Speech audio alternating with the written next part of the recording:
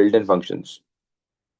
Built in functions की हमने description तो नहीं देखी थी, हमने सिर्फ टाइप के अंदर ये देखा था। मैं आपको थोड़ा सा ऊपर ले जाके दिखा दूं। ये देखें, ये जो टाइप्स हमने देखा था ना, यूजर डिफाइंड और बिल्ट इन, ठीक है। तो यूजर डिफाइंड हमने देख लिए थे कि वो फंक्शन जो यूजर खुद बनाता है, खुद डेवलप करता है, खुद डिफाइन करता है, खुद क्रिएट करता है और फिर कॉल करता है। अब आ रहे हैं हम बिल्ट इन की तरफ, built in functions.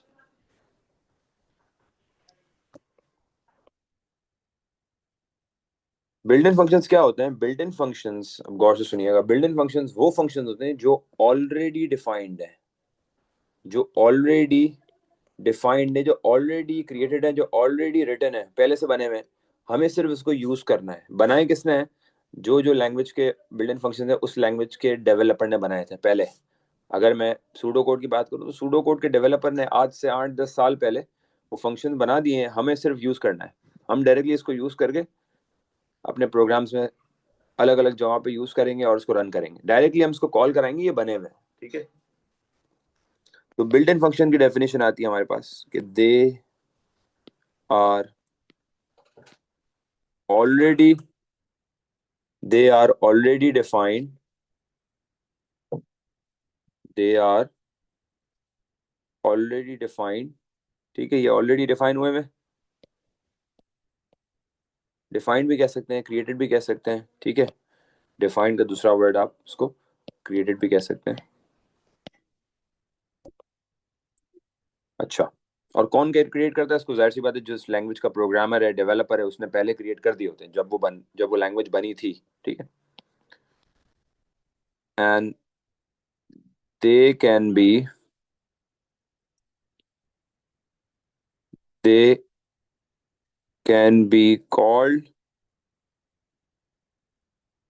Anywhere in the program. ये कहीं पे भी किसी वक्त भी कॉल हो सकता है, या एनीवेयर की जगह पे हम इसको एनी टाइम भी लिख लें तो और बेहतर हो जाएगा, बिकॉज अब हमने इसमें टाइम लिमिट हटा दी। मतलब ये बने हुए हैं, इसको आप जब चाहो डायरेक्टली इस्तेमाल कर सकते हो, ठीक है। हमारे सिलेबस में टोटल 8 फंक्शंस हैं, जो बिल्ट इन फंक्शंस हमारे सिलेबस में इंक्लूडेड हैं। ए लेवल्स में आते हैं तो फिर मोर देन 25 हो जाते हैं।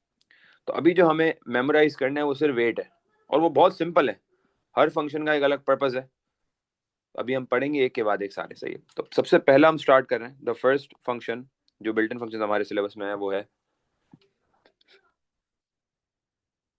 अभी आप लोग इसको नोट डाउन नहीं करिएगा, पहले मैं डेफिनेशन और उसको पढ़ लूँ, उसके बाद आप फिर उसको देखिएगा और फिर हम उसकी अंडरस्टैंडिंग पे आएंगे, ठीक है। बल्कि अभी नोट डाउन करें ही नहीं, अभी सिर्फ समझें।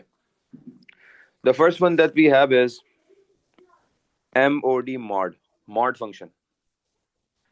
मॉड फंक्शन क्या चीज है? मॉड फंक्शन क्या करता है? इट कैलकुलेट्स द रिमाइंडर, ये रिमाइंडर कैलकुलेट करता है, ठीक है। Between calculates the remainder of two values, ठीक है। दो वैल्यूज को यूज करते हुए उनका रिमाइंडर निकालता है, ठीक है। अच्छा, क्या मतलब है? अब जरा इसकी एग्जांपल समझते हैं। इसका हम अगर सिंटैक्स समझ लें, चलो सिंटैक्स लिख लेते हैं। तरीका ये है कि जो भी वैल्यू होगी वो आप पहले लिखोगे। पहले आप नंबर 1 लिखोगे, num1 जो भी होगा आपका वो लिखोगे। उसके बाद बीच में लगाओगे मॉड, और इसके बाद, या मैं अगर डायरेक्टली वैल्यूज लगा के दिखाऊं तो फॉर एग्जांपल मैं कहता हूं कि हम करते हैं 10 mod 3। 10 mod 3 का आंसर क्या होता है जरा देखते हैं। 10 अंदर आ गया, 3 बाहर आ गया, 3 3 9। क्या आंसर आ गया गाइस? चैट में बताएं। मॉड मीन्स रिमाइंडर, जो हम पेपर में चेक डिजिट में भी पढ़ते थे, जिसका मैंने आपको बोला था चेक डिजिट P2 में भी आएगा। 1 आंसर बच गया, तो इसका आंसर क्या हो गया? 1, ठीक है। अच्छा, अब इसको लिखने का दूसरा फॉर्मेट भी है। 10 mod 3 को लिखने का एक और फॉर्मेट भी ये है कि मॉड को एज अ फंक्शन इस तरह भी लिखा जा सकता है। मॉड एक ऑपरेटर भी है, फंक्शन भी है, याद रखिएगा। मॉड एक एरिथमेटिक ऑपरेटर भी है, फंक्शन भी है। तो जब एरिथमेटिक ऑपरेटर वाइज लिखेंगे तो ऐसे लिखेंगे, और एज अ फंक्शन अगर मॉड को लिखना है तो मॉड बनाया, ब्रैकेट बनाया, 10 3। डिवाइजर पहले लिखा जाता है, डिविडेंड बाद में लिखा जाता है, ठीक है। अच्छा, दोनों हम एग्जाम में यूज कर सकते हैं, जैसे हम चाहें हम एग्जाम में यूज कर सकते हैं, ठीक है। हम इस तरह भी यूज कर सकते हैं, हम इस तरह भी यूज कर सकते हैं, बात एक ही है। अच्छा, एक और एग्जांपल लेते हैं। लेट से मैं कहूँ 10 mod 2। 10 mod 2 क्या है भाई? 10 mod 2 का आंसर क्या है? 2 5 10, रिमाइंडर 0 बच गया, तो इसका आंसर क्या हो गया? 0। ठीक है, और इसको इस तरह भी लिखा जा सकता है, मॉड 10 कॉमा 2। तो दोनों तरीकों से इसको लिखा जा सकता है, लेफ्ट वाली वे में भी लिखा जा सकता है, राइट वे में भी लिखा जा सकता है। ठीक है, बात दोनों की सेम है। ये हो गया मॉड। मॉड के बाद मैं एक और समझाऊंगा, उसके बाद फिर हम, अगर किसी का क्वेश्चन होगा तो मैं पूछता हूँ। ठीक है, okay, let's move forward. Mod हमने देख लिया, अब हम आ रहे हैं towards the next one, that is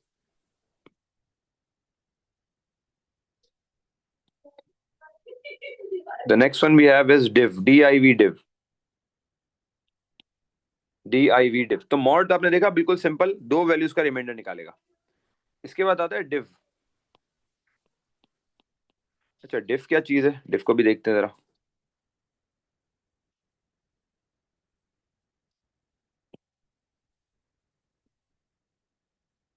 div जो है, डिव की भी डेफिनेशन लिखते हैं, डिव को समझते हैं।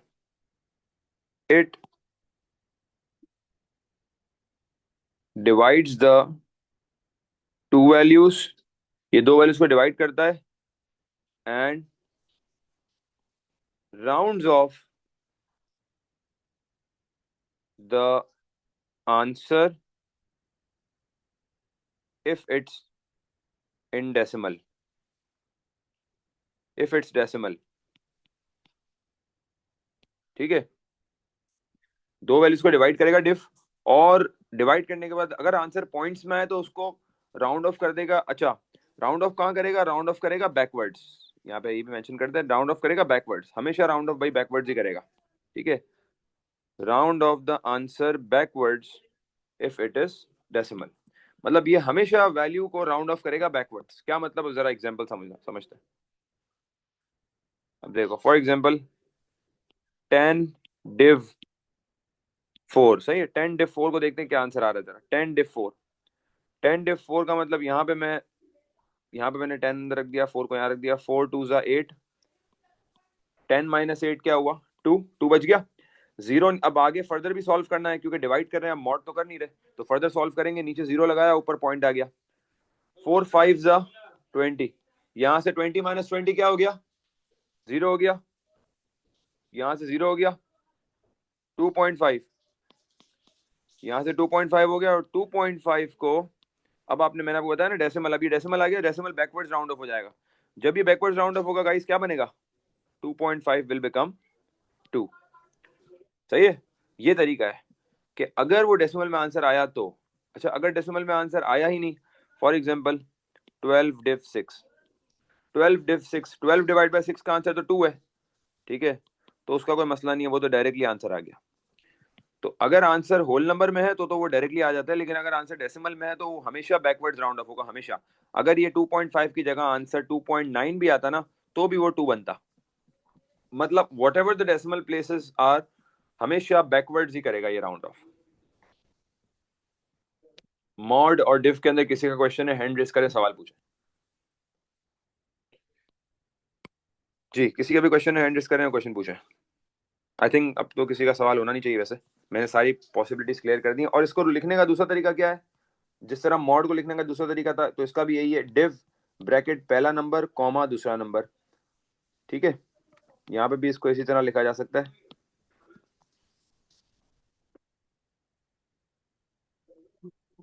सही। सर, जी, जो है फंक्शंस वो के लाइब्रेरी रूटीन के अंदर आते हैं। किसमें आते हैं?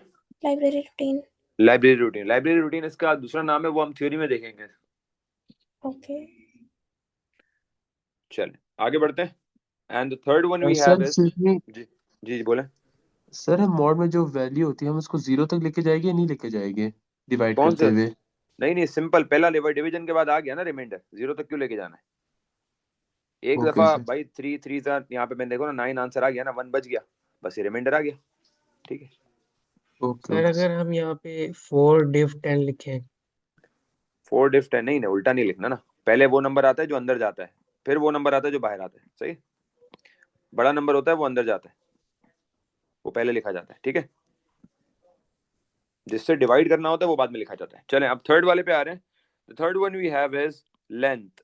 अब गौर से सुनिएगा, लेंथ, लेंथ का क्या पर्पज है? लेंथ बेसिकली क्या यूज होती है, क्यों यूज होती है? इट इज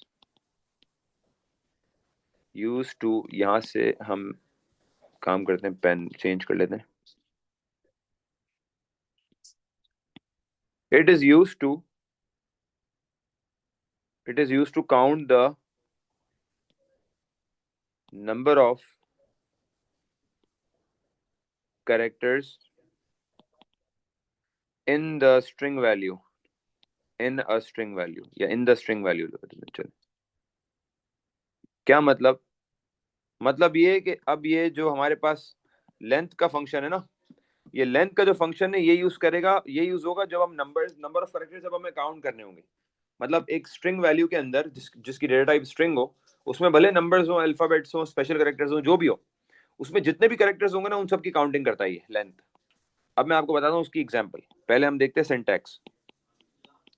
तरीका ये है कि हम जब भी लेंथ को यूज करेंगे तो हम लिखेंगे लेंथ कैपिटल में और ब्रैकेट में वेरिएबल लिख देंगे, जिस भी वेरिएबल पे हमें यूज करना है ना, जिस जिस भी वेरिएबल की लेंथ निकालनी है उस वेरिएबल का नाम लिख देंगे। और अगर हम इसके पीछे आउटपुट लिख देंगे तो सारा मैसेज आउटपुट हो जाएगा। मतलब जो भी वेरिएबल की लेंथ होगी वो आउटपुट हो जाएगी। अब फॉर एग्जाम्पल लेट्स से मेरे पास एक वेरिएबल है और उसका नाम रख लेते हैं हम नेम, सही है?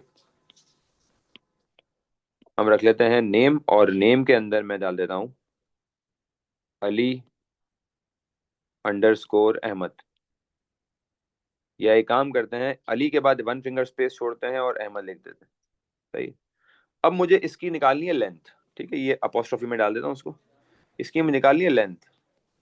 तो लेंथ निकालने का क्या तरीका? अगर मुझे डिस्प्ले करनी होगी तो मैं आउटपुट का वर्ड लगाऊंगा शुरू में, नहीं करनी होगी तो मैं डायरेक्ट करूंगा। अगर मुझे डिस्प्ले करनी है तो आउटपुट, और फिर उसके बाद क्या लिखूंगा? लेंथ। जी भाई, ब्रैकेट में क्या आएगा? वेरिएबल का नाम क्या है? नेम, सही है। अगर मैं लेंथ ऑफ नेम के पीछे आउटपुट लगा लेता हूँ और इसको रन करता हूँ तो मुझे बताओ मेरी आंसर क्या होगा गाइस? चैट में बताएं क्या लेंथ है मेरे पास इस अली अहमद वैल्यू की। जी चैट में बताएं जल्दी से, कितनी है? 9, 8, 8, 9, 8, 9, 9, 8 नहीं है बेटा, 8 नहीं है। You have to count the space as well. Space will also be counted as a single character. ये जो स्पेस है ना अली के बाद, ये भी सिंगल कैरेक्टर काउंट होगा। तो जरा चेक करते हैं। 1, 2, 3, 4 स्पेस, 5, 6, 7, 8, 9। देखो 9 कैरेक्टर्स है, ठीक है, कैरेक्टर्स 9 है। इसी तरीके से मैं अगर एक और एग्जांपल दूं, खैर ये तो बिल्कुल सिंपल है। अगर मैं बोलूं SUB सब, और सब में डाल दूं कंप्यूटर, कंप्यूटर साइंस पूरा डाल दें एक साथ, तो मुझे बताओ लेंथ ऑफ, अगर मैं लेंथ ऑफ सब निकालूं तो कितनी होगी गाइस? जी बताएं, कंप्यूटर साइंस की लेंथ कितनी होगी? 1, 2, 3, 4, 5, 6, 7, 8, 9, 10, 11, 12, 13, 14, 15। 15 होगी, बेहतरीन, एक्सीलेंट, ठीक हो गया, बेहतरीन, एक्सीलेंट हो गया। ये हो गया लेंथ का फंक्शन। तो लेंथ का फंक्शन सिर्फ इसलिए यूज होता है जब भी हमें नंबर ऑफ कैरेक्टर्स को काउंट कराना हो किसी भी वेरिएबल की वैल्यू से। नेक्स्ट हमारे पास आता है राउंड। ये यूज होता है हमारे पास राउंडिंग के लिए in different veg.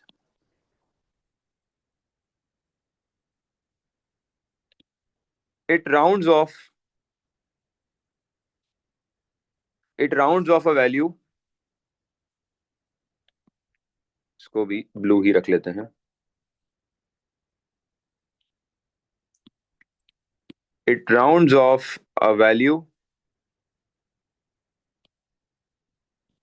To a specific number of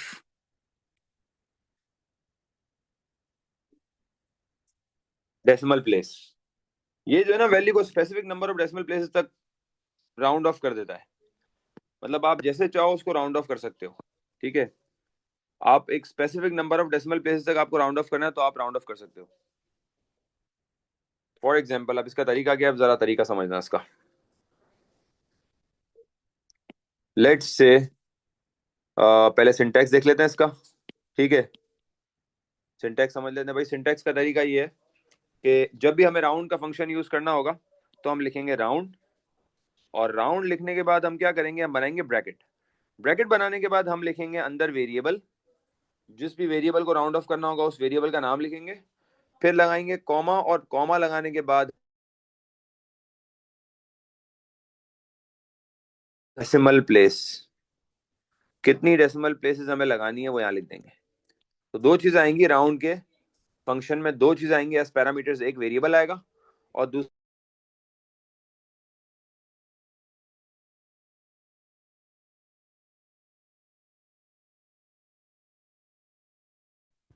sir आपकी आवाज़ नहीं आ रही है, माइक्रोफोन शायद बंद हो गया आपका।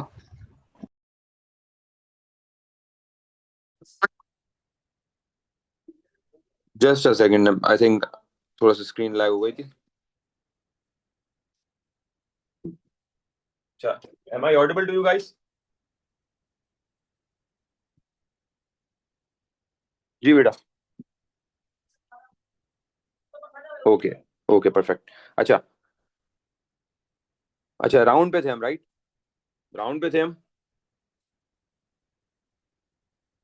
अब मुझे ये बताएं, सिंटैक्स मैंने लिखा है यहाँ पे, सिंटैक्स मैंने क्लियर कर दिया था, मैं वापस सिंटैक्स समझा रहा हूँ, सिंटैक्स समझना। देखो हम बेसिकली राउंड का फंक्शन कब यूज करते हैं, when we want to round off a value to a specific number of decimal place. ठीक है, एक डेसिमल तक राउंड ऑफ करना हो, 2 डेसिमल, 3 डेसिमल, हमारी मर्जी है, जितने भी हमें जो भी सवाल में रिक्वायरमेंट होगी उसके हिसाब से करेंगे। तरीका क्या है, हम राउंड लिखते हैं, ब्रैकेट में variable, comma, number of decimal places, कितनी डेसिमल प्लेसेस तक राउंड ऑफ करना है। ठीक है, अच्छा, variable, comma, number of decimal place. अब जरा इसकी एग्जांपल देखते हैं कि how is round function use. ठीक है, अब जरा देखना। फॉर एग्जांपल मेरे पास एक वेरिएबल है नम, और नम के अंदर वैल्यू है 5.679। ठीक है, 5.679 मेरे पास एक वैल्यू है, और मैं चाह रहा हूं कि मैं इसको होल नंबर बना दूं, होल नंबर पे राउंड ऑफ कर दूं। जी भाई मुझे बताएं, होल नंबर पे राउंड ऑफ करने के लिए अब मुझे क्या यूज करना पड़ेगा, इसका मैं कैसे यूज करूंगा, मैं बोलूंगा राउंड ब्रैकेट, वेरिएबल की जगह क्या आएगा, num, comma, number of decimal place की जगह क्या आएगा guys, number of decimal places. अगर मुझे होल नंबर करना है तो होल नंबर में डेसिमल प्लेसेस कितनी होती है, 0। बेहतरीन, राउंड नम कॉमा 0। ठीक है, ये तो हो गया होल नंबर के लिए। ठीक है, एक्सेलेंट।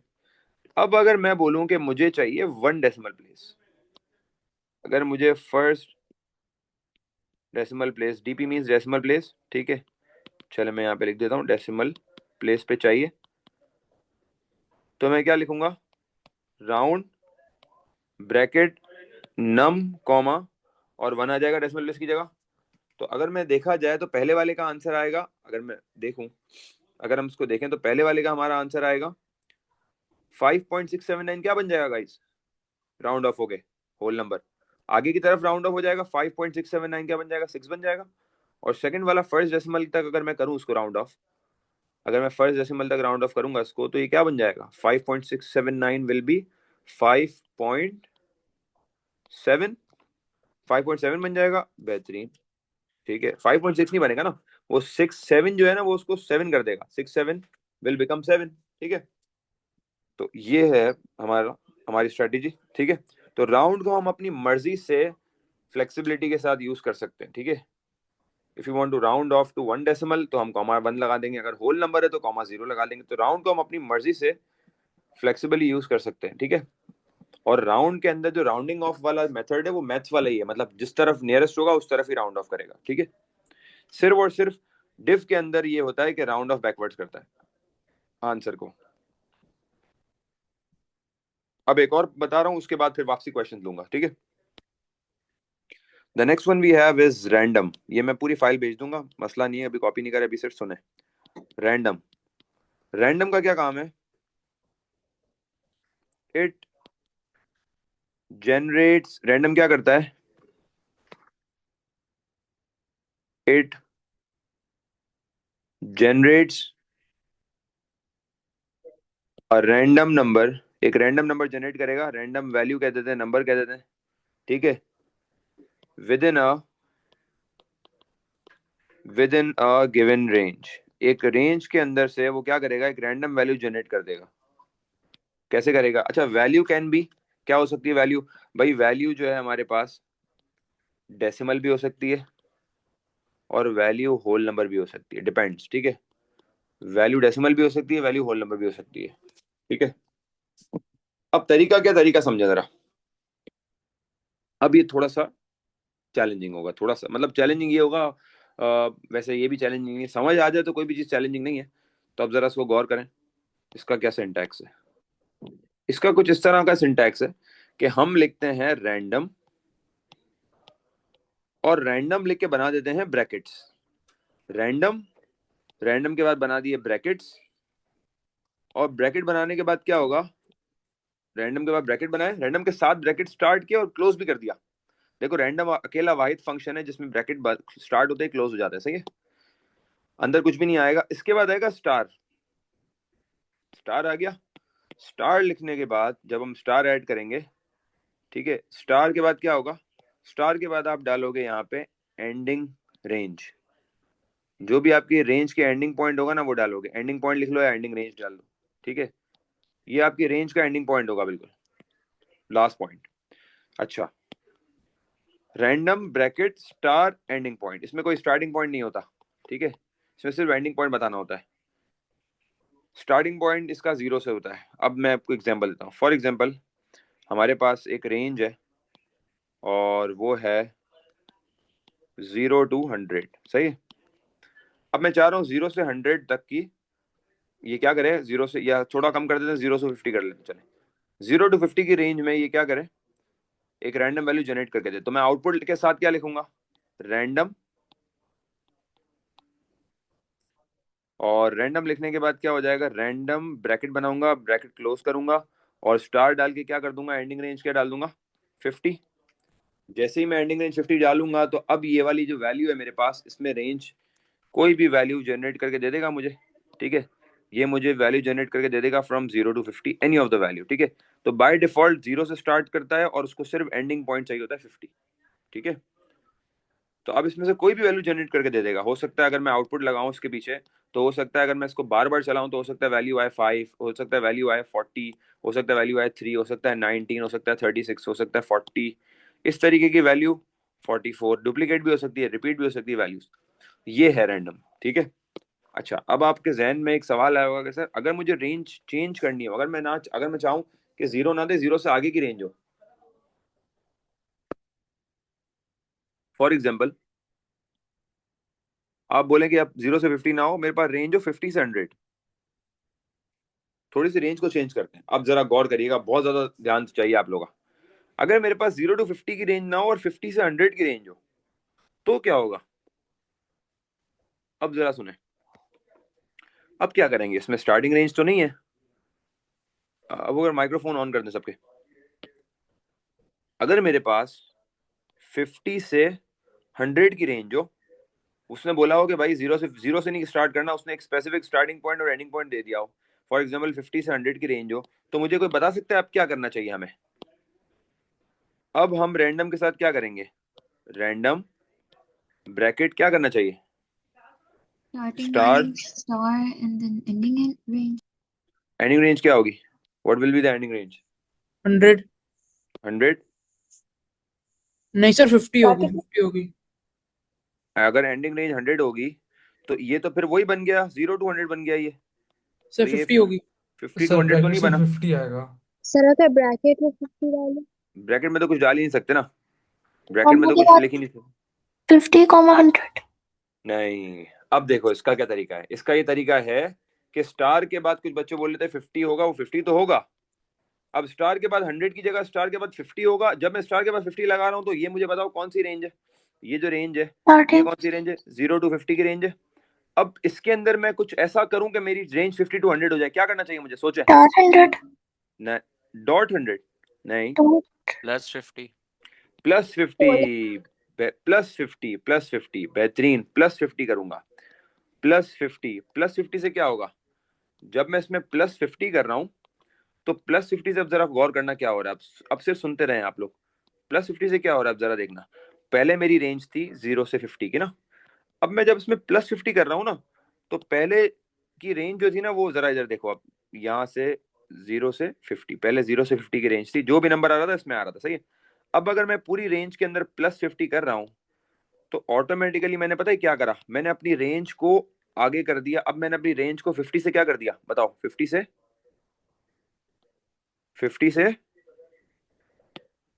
क्या कर दिया, 50 से लेके कहां तक ले गया, 100 कर 100 कर दिया। 50 से 100 मतलब 50 आगे ले गया अपनी रेंज को। जब मैंने +50 किया ना तो मैं अपनी रेंज को 50 आगे ले गया। मतलब अब मेरे पास अगर कोई भी वैल्यू रैंडमली जनरेट होती है, फॉर एग्जांपल 4, तो 4 + 50 क्या होगा गाइस, 4 + 50 54 जनरेट हो गया, ठीक है।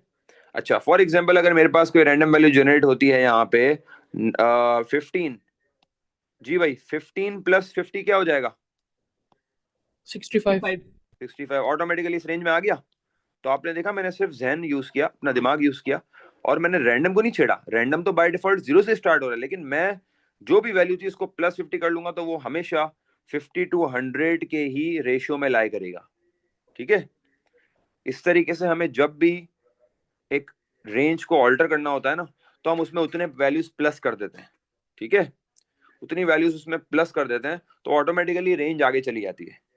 तो 50 to 100 तक मुझे चलाना था तो मैंने इसको 50 तक चलाया, 50 तक एंडिंग पॉइंट रखा और उसमें +50 कर दिया, तो ऑटोमेटिकली जो 0 से 50 की रेंज थी वो ऑटोमेटिकली +50 होके अगले पोर्शन ऑफ रेंज में चली गई, ठीक है। फॉर एग्जांपल अगर 2 भी जनरेट हो रहा है ना यहाँ पे 2, तो 2 + 50 क्या होगा गाइस, 2 + 50 52 52, तो ये देखो 52 आ रहा है, देख रहे हो, समझ में आ गया किस तरीके से हमने इसको डाइवर्सिफाई किया, सर उस रेंज में प्लस कर दिया। जी सर जी बोले, जितने की रेंज है उतना ही नंबर ऐड करेंगे। जितनी रेंज बेसिकली हम इस तरीके से देखते हैं कि जैसे 50 to 100 है ना, अब आपको स्टार्टिंग वाला पॉइंट है 50, ठीक है, और एंडिंग वाला पॉइंट है 100, तो पहले तो इनका डिफरेंस देख लो, इनका डिफरेंस क्या है।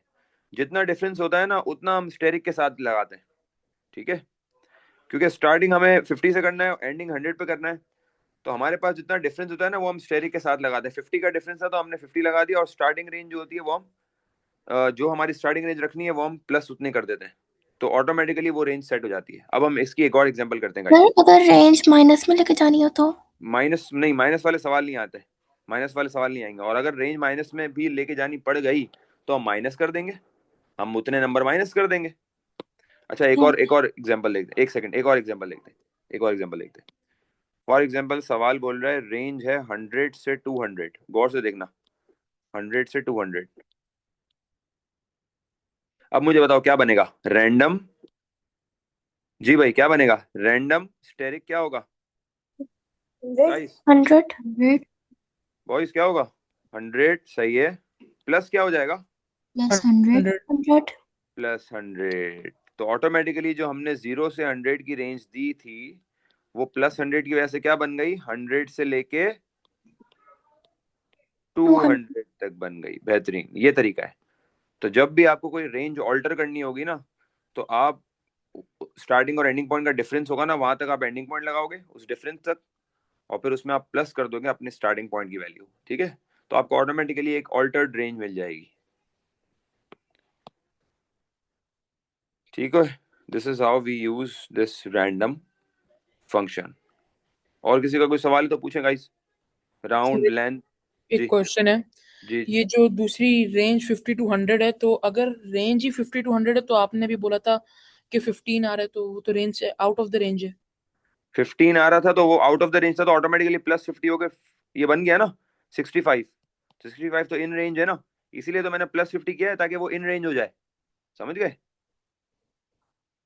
हमें तो इन रेंज चाहिए ना, रेंज में आ गया +50 करके, समझ गए। ओके चलो भाई आगे बढ़ते हैं। मॉड डेव समझा दे। मॉड डिव बेटा बहुत सिंपल है, मॉड रिमाइंडर देता है और डिव डिवीजन करता है। मॉड डिव में क्या है, अभी तो मैंने समझाया मॉड डिव।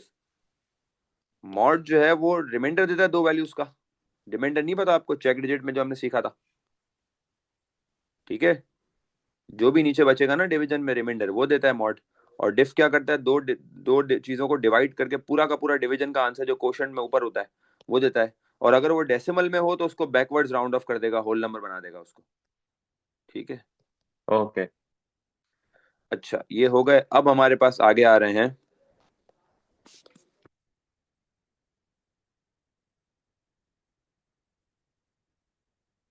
अब मैं यहाँ पर एक और वेरिएबल ले लेता हूँ, फॉर एग्जांपल नेम के नाम से, और नेम के अंदर मैं डाल देता हूँ CS विद SK। सही है, इसमें मैंने कैपिटल स्मॉल सब मिक्स कर दिया। अब जो हमारे पास अगला आ रहा है ना, उसका नाम है यू केस। यू केस क्या करेगा? यू केस क्या करता है? इट कन्वर्ट्स, ये जो है लेटर्स को क्या करता है? It converts letters to upper case. ये अपर केस कर देता है लेटर्स को। क्या मतलब? देखो बहुत सिंपल है, इसका सिंटैक्स देख लोगे समझ आ जाएगा।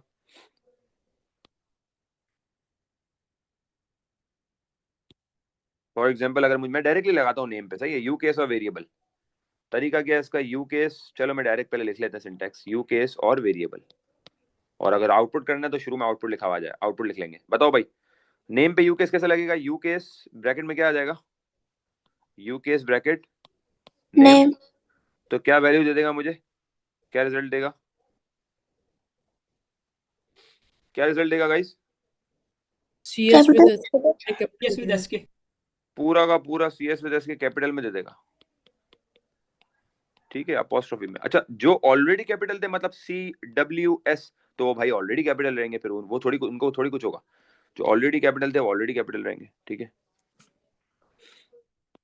अच्छा, इसके बाद हमारे पास सेकंड आ रहा है। सर एक्सक्यूज मी जी, सर, अगर हमने आउटपुट करना है तो यूके के साथ बस आउटपुट लिख देंगे?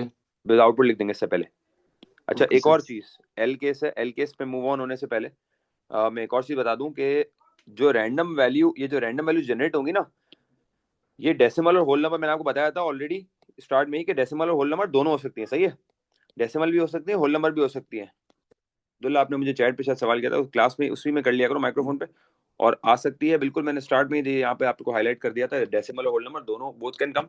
अच्छा मुझे बताओ, अगर ये डेसिमल आ रही हो और मुझे उसको होल नंबर करना हो, क्या करूं मैं चाहूं कि सारे सिर्फ होल नंबर आए, तो क्या राउंड। करना चाहिए मुझे? राउंड। कहाँ लगाऊंगा राउंड? इसके अंदर या बाहर? इसके अंदर लगेगा, इसके बाहर लगेगा राउंड? बाहर। बाहर। बाहर लगेगा। बेहतरीन। मतलब जो भी, अगर मैं चाह रहा हूँ कि मतलब हमेशा जो भी वैल्यू जनरेट करे वो डेसिमल ना हो, हमेशा होल नंबर हो, तो मैं फिर अगर फॉर एग्जांपल इस पे चाह रहा हूँ तो मैं इसके पीछे जो है ना राउंड लगा दूंगा, इस तरह राउंड, और एक चीज आ जाएगी अंदर, फिर कॉमा आ जाएगा 0, इस तरीके से आ जाएगा। सही है, वो फिर इसके इसके इस तरह के सवाल हम करेंगे आगे, बेफिक्र रहें, इस तरह के हम सवाल करेंगे। अच्छा, एल केस। एल केस क्या चीज होगा भाई? यू केस का उल्टा। It converts letters to lower case. ये लोअर केस कर देता है भाई, ये लेटर्स को लोअर केस कर देता है। ठीक है, और इसका सिंटैक्स भी बहुत सिंपल है, एल केस और ब्रैकेट में आ जाएगा आपका वेरिएबल। ठीक है, एल केस के साथ को मुझे वही वाले, अब सेम वेरिएबल लेते हैं नेम। सही है, CS विद SK वाला ही। अगर मैं बोलूं एल केस ब्रैकेट नेम, तो CS विद SK स्मॉल में आ जाएगा, CSWITHSK। बस इसके शुरू में मुझे आउटपुट लिखना पड़ेगा यहाँ पे। सही है, देख लें भाई, ठीक हो गया, ये तो हो गया। एल केस हो गया, यू केस हो गया, एल केस हो गया। सही है, अब हमारे पास एक थर्ड बचा हुआ है, आखिरी। चले आगे बढ़ते हैं, एंड दैट इज सब स्ट्रिंग। बेटा आज की क्लास बहुत इंपॉर्टेंट है, बहुत ज्यादा। सब स्ट्रिंग। अच्छा, सब स्ट्रिंग क्या चीज है? सब स्ट्रिंग को समझते हैं जरा, सब स्ट्रिंग होता क्या है? सब स्ट्रिंग क्या होता है? Extracts it extracts the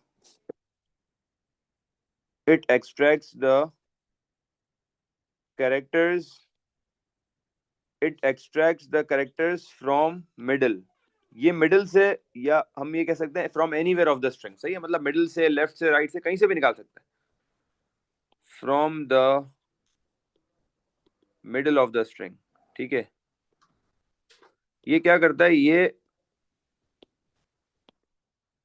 of the string value. सब स्ट्रिंग क्या करेगा? सब स्ट्रिंग एक स्ट्रिंग वैल्यू में से कहीं से भी कोई भी कैरेक्टर हो, अल्फ़ाबेट्स हों, स्पेशल कैरेक्टर्स हों, नंबर्स अगर अल्फ़ाबेट्स के साथ लगे हुए हैं, वो एक बस उसकी डेटा टाइप स्ट्रिंग होनी चाहिए। वो शुरू से, बीच से, आखिरी से, कहीं से भी जितने भी लेटर्स आप चाहो, जितने भी कैरेक्टर्स चाहो, आप उसमें से एक्सट्रैक्ट करा सकते हो। अच्छा, तरीका क्या है इसका? तरीका समझ लें। तरीका थोड़ा सा डिफरेंट है इसका। तरीका कुछ इस तरह का है कि इसमें 3 चीज़ें आएंगी। इसका सिंटैक्स ये है कि हम लिखते हैं सब स्ट्रिंग, और सब स्ट्रिंग में 3 चीज़ें आती हैं गाइस, 3 चीज़ें। सब स्ट्रिंग के ब्रैकेट में 3 चीज़ें आती हैं। पहला आपके पास आता है वेरिएबल। वेरिएबल के बाद आपके पास जब एक वेरिएबल आ जाता है तो दूसरा आपके पास क्या आता है? वेरिएबल के बाद आता है पोजीशन। वेरिएबल के बाद आता है पोजीशन, मतलब आपके जो जिस कैरेक्टर को पिक करना शुरू करना है उसकी पोजीशन क्या है।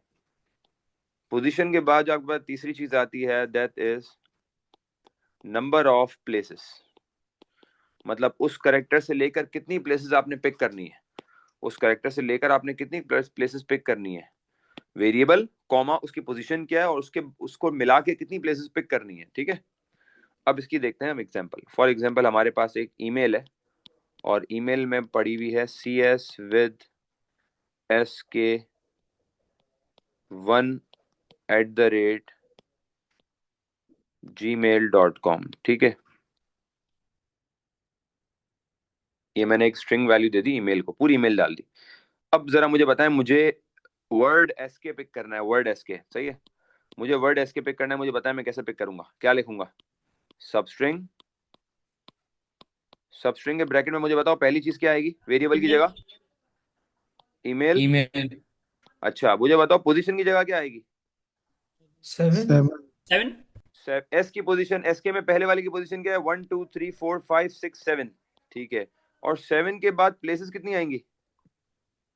2 प्लेसेस। बेहतरीन, एक्सीलेंट। ठीक है, अच्छा अब मैं कहता हूँ यार मुझे जीमेल पिक करना है। जीमेल, वर्ड जीमेल पिक करना है गाइस। जी भाई, कैसे होगा? सब स्ट्रिंग ब्रैकेट में क्या आएगा? Email email. ईमेल के बाद क्या आएगा? 11 जीमेल का जी देख लें कहां पर? 11 पर है। 1 2 3 4 5 6 7 8 9 10 11।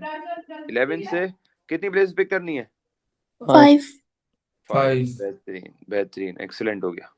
GMAIL, 5 places. तो भाई आई होप कि सबस्ट्रिंग में सबको समझ में आ गया होगा। सबस्ट्रिंग कोई मुश्किल नहीं है, बस सबस्ट्रिंग को ध्यान से देखना होता है कहां से पिक करना है और कितना पिक करना है। सही है जी। सर कोई जैसे सवाल? हमने एरो बना के जी में लिखा है, ये हमें करना है नहीं करना सर जब क्वेश्चंस कर नहीं रहे नहीं हैं नहीं नहीं नहीं नहीं, ये तो सिर्फ ओके समझाने के लिए, ये तो सिर्फ समझाने के लिए, पिक करने के लिए मैंने वो बनाया है। इसको छोड़ दें, एरो को मैं थोड़ा सा चेंज करके ऐसे कर देता हूँ।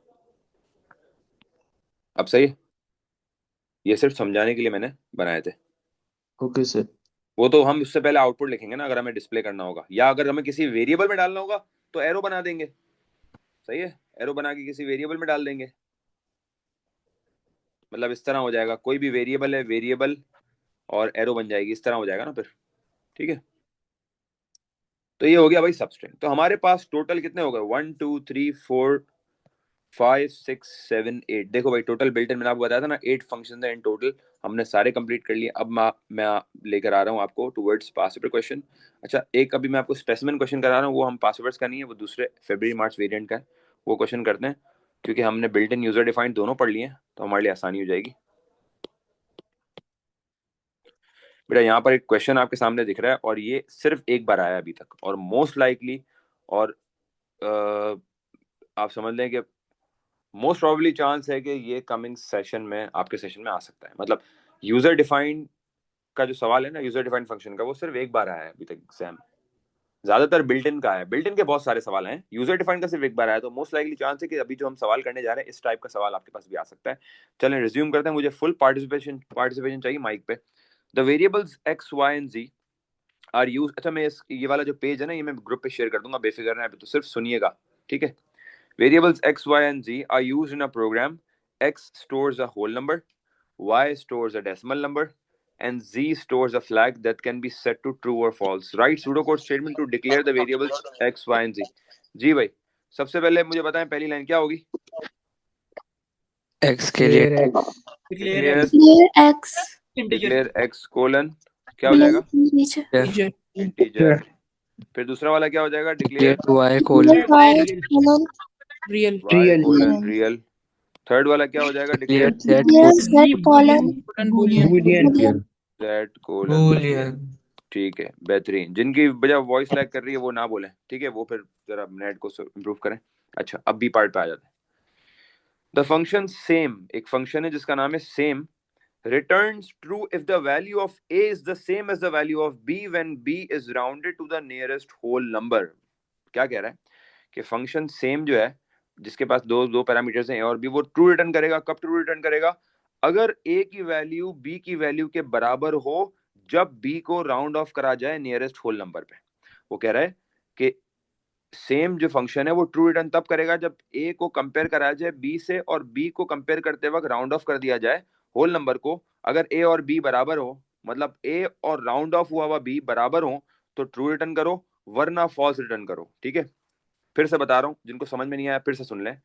फंक्शन ट्रू तब रिटर्न करेगा जब a की वैल्यू b से कंपेयर हो और b को राउंड ऑफ कर दिया जाए नियरेस्ट होल नंबर पे, उसके बाद कंपेयर कराया जाए और दोनों बराबर हो तो ट्रू रिटर्न करो, वरना फॉल्स रिटर्न करो। And false otherwise. Write pseudocode statements to define the function and then call. अब देखो, डिफाइन के लिए आपके पास अलग से जगह, आप लोग पूछ रहे थे ना, दोनों काम करने होंगे। देखो, डिफाइन करवाएगा, अलग से करवाएगा, देखो, और अलग से पार्ट दिया हुआ है फंक्शन कॉलिंग का। कितने मार्क्स दिए हुए? 6 नंबर दिए हुए आपको। ठीक है, तो चलें स्टार्ट करते हैं। और मुझे बताएं, सबसे पहली लाइन फंक्शन का हेडर बनाना है, क्या लिखेंगे? फंक्शन फंक्शन function फंक्शन का नाम एक एक करके। फंक्शन का नाम क्या है? same same. ब्रैकेट में क्या आएगा सबसे पहले? एक एक करके a बताइएगा। Comma b a comma B आएगा, a कॉमा बी आएगा, सोच लें। वैल्यू 1 दोनों पैरामीटर्स की डेटा टाइप सेम है? नहीं, आएगा तो a और b, लेकिन क्या दोनों की पैरामीटर्स की डेटा टाइप सेम है? सोच लो, सोच लो, फिर बोल रहा हूँ, सोच लो। क्या है? a की डेटा टाइप क्या है? A colon integer A integer B real a integer, बेहतरीन, और b है रियल। अब ये पता कैसे चला? अब जरा समझे, देखें भाई, यहाँ पे a इंटीजर b रियल क्यों? देखो, b रियल इसलिए क्योंकि b को राउंड ऑफ करा जा रहा है, तो ये तो समझ में आती है सीधी सीधी सी बात कि b को राउंड ऑफ करा जा रहा है तो बेटा b तो फिर रियल होगा ना।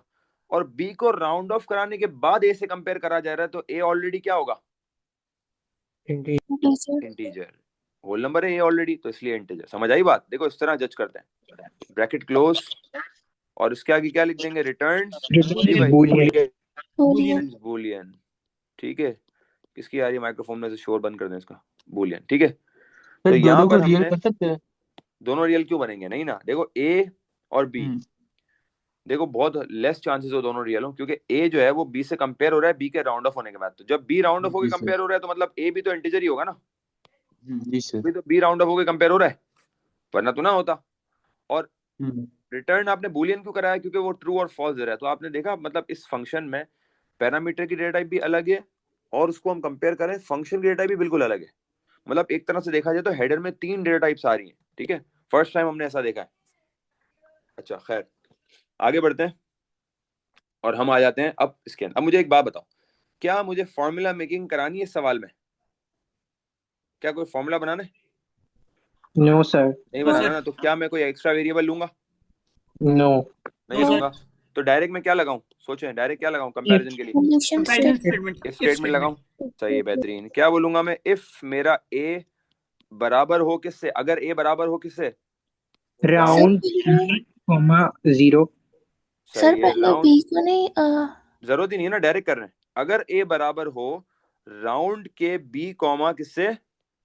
0 से, तो देन रिटर्न कर दें।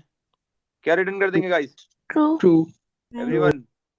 सही है। एल्स क्या रिटर्न कर देंगे? वरना रिटर्न false फॉल्स। और यहां से इसको क्या कर देंगे? एंड इफ, और फिर एंड फंक्शन। function यहाँ से हमने फंक्शन क्लोज कर दिया। अच्छा, अब जो आप पूछ रहे हैं कि b को पहले राउंड करा के फिर कंपेयर कराएं, तो वैसे भी कर सकते हैं। आप इस लाइन में लिख सकते थे कि b is equal to round का b कॉमा 0, और फिर उसको if a is equal to b लगा के कर सकते थे। लेकिन ये ज्यादा इजी तरीका है, जो हमने किया है वो बहुत ज्यादा इजी तरीका है, इसमें हम डायरेक्ट कर रहे हैं। अच्छा, अब आ जाता है कॉलिंग। कॉलिंग वाली लाइन क्या डिटेल दी हुई है, अभी पूरा सुन लीजिएगा, फिर क्वेश्चन पूछेगा। Call the function with x and y and store the return value in z। बताएं भाई क्या करेंगे फंक्शन कॉलिंग में? क्या करेंगे सबसे पहले? Z equals to Input and per your value. पहले इनपुट करेंगे x में, क्या बोलेंगे, एंटर वैल्यू 1, किस में डलवाएंगे जल्दी से बताओ, x में, X. X. फिर बोलेंगे एंटर वैल्यू 2, किस में डलवाएंगे, Y. Y. y में, और फिर किस में कॉल करना है, z में, क्या लिखेंगे, z equals to Z same bracket Same XY. bracket A comma B. same X bracket comma Y. x comma X y, comma Y. yes, x comma y, because now we are using x and y as user values, ठीक है। तो होगा क्या कि x और y की values जाएंगी यहाँ से यूजर की, और वो ऑटोमेटिकली कंपैरिजन करके ट्रू या फॉल्स रिटर्न कर देगा। अगला पार्ट क्या कह रहा है, state the difference between defining and calling. हाँ भाई क्या फर्क है, what does defining means, So define में Defining is create the करना। creation of define means creating a function, creating से ज्यादा बेहतर वर्ड क्या होगा, writing a function, writing a function, whereas calling का मतलब क्या होगा, use of a function. calling means running a use, function. Taking input. running it with user input, running it with user input। अब बेहतर है, ठीक है, बेहतरीन हो गया। ये पूरा पेज मैं आपको दे दूंगा, अब कोई सवाल है तो पूछे इसमें से। सर जी जब आपने डिफाइन किया फंक्शन को वहाँ पे आपने ए बी यूज किए हैं, लेकिन जब आपने कॉल किए तो एक्स वाई यूज किए हैं। हाँ, तो उन्होंने खुद बोला था ना, ये देखो उन्होंने बोला था सेम ए बी से बुला रहे हैं, ए बी से जो है ना फंक्शन बन रहा है, यहाँ पे बोला भी ए इज इक्वल टू बी सब, और देखो कॉल करते वक्त देखो क्या बोला है, call the function with X and Y, जो बोला है वो करूंगा, जो बोला है वो करूंगा, ठीक है।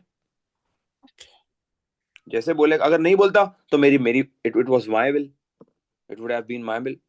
जी नेक्स्ट क्वेश्चन बेटा। इसमें हम फ्लैग ले सकते हैं?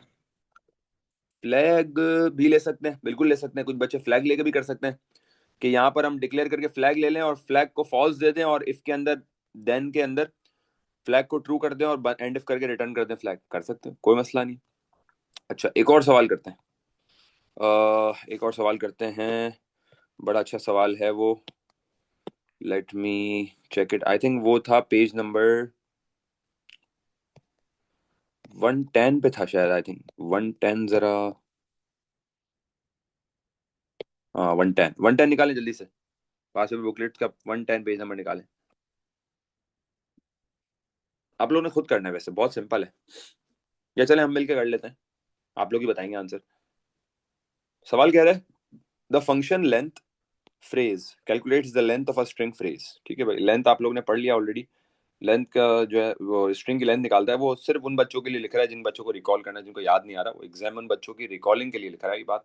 अच्छा ए पार्ट और बी पार्ट है, ए पार्ट 3 मार्क का, बी पार्ट 2 मार्क का। Write pseudocode statements to store the string, इसने बोला सूडोकोड स्टेटमेंट लिखे to store the string, the beginning is the most important part in phrase.